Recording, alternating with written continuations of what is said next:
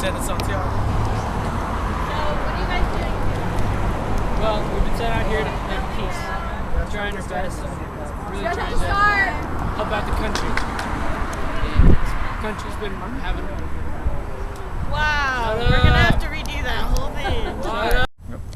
I'm Whitney Benevento with Channel 101 News, and I'm currently with Platoon B just outside of a DM zone. I am with Major White. Lieutenant Barker.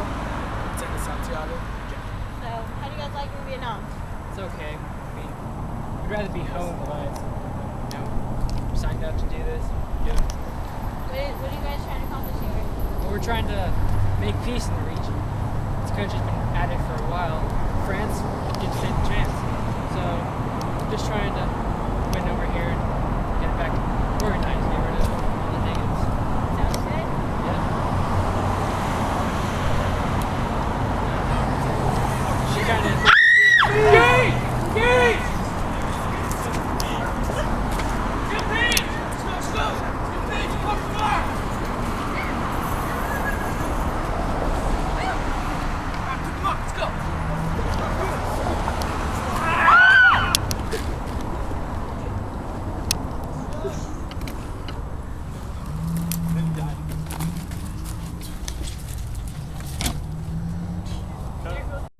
Hi, this is Alyssa Mono with the Daily News, and I am here reporting at the Honeycutt Maximum Security Prison in Spokane, Washington, and I am here to interview Noah Calhoun. He is a man who was supposed to fight in the war and decided he didn't want to, so he is in prison. So Noah, obviously, you are against war. Why did you choose to not slay the country and stay here in America?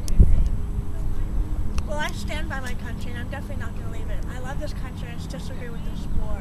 This war was very wrong, and I refuse to fight for something that I don't believe in. I'm going to stay here. I'm going to stay here in jail. I'm going to face the consequences for not fighting for something I don't believe in. Those are really noble sentiments. So Noah, how has your experience in jail been? It's horrible being behind bars 24/7, but it's so much better than killing innocent Vietnamese who don't deserve to die.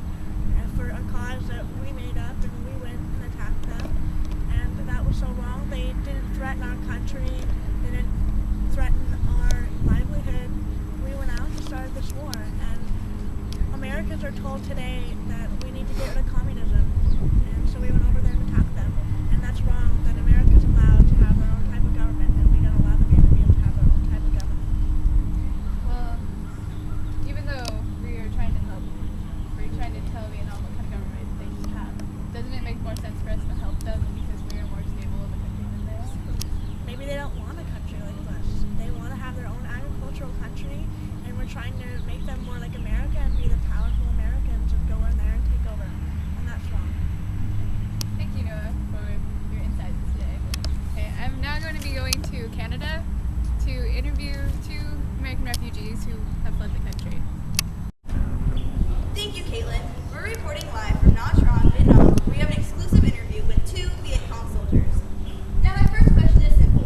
Do you like fighting?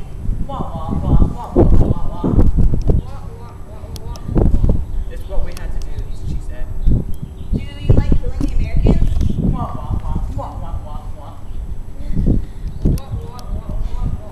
It's really easy to kill Americans because we don't know how to fight.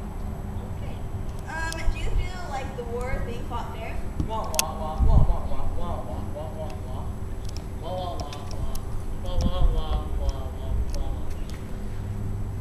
He said we want to fight it fair, but we have all machine guns that ton us.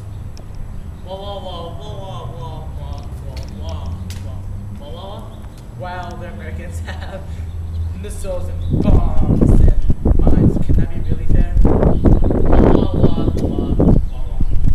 We want to fight, we gotta fight dirty because we fight in normal war, we can.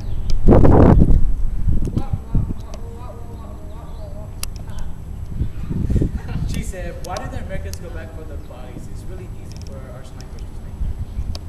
Okay, well, why did you guys become Viet Cong soldiers?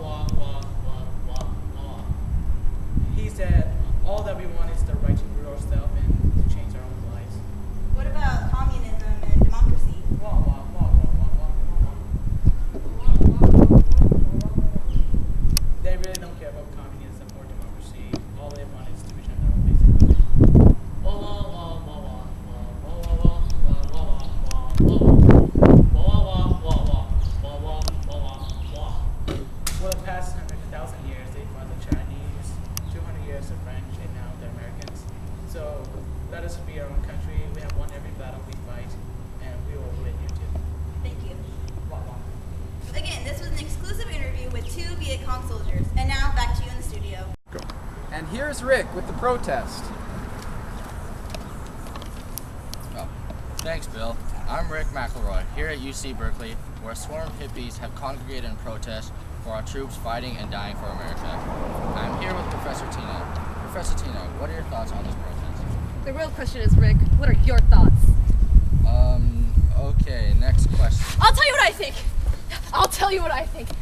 Quiet, you dirty hippie. So, Professor Tina, what do you think of our Democratic President Johnson?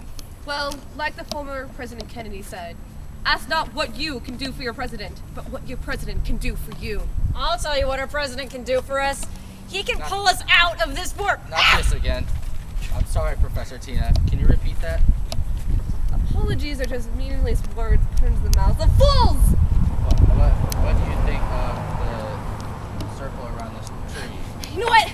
My boyfriend fought and died for this war, and look what the country's given me. His jacket, that's it, nothing... Love and peace, make love, not war! Woo! I'm tired of this war of baby raping and killing. I'm just for the people of Vietnam. Oh my God!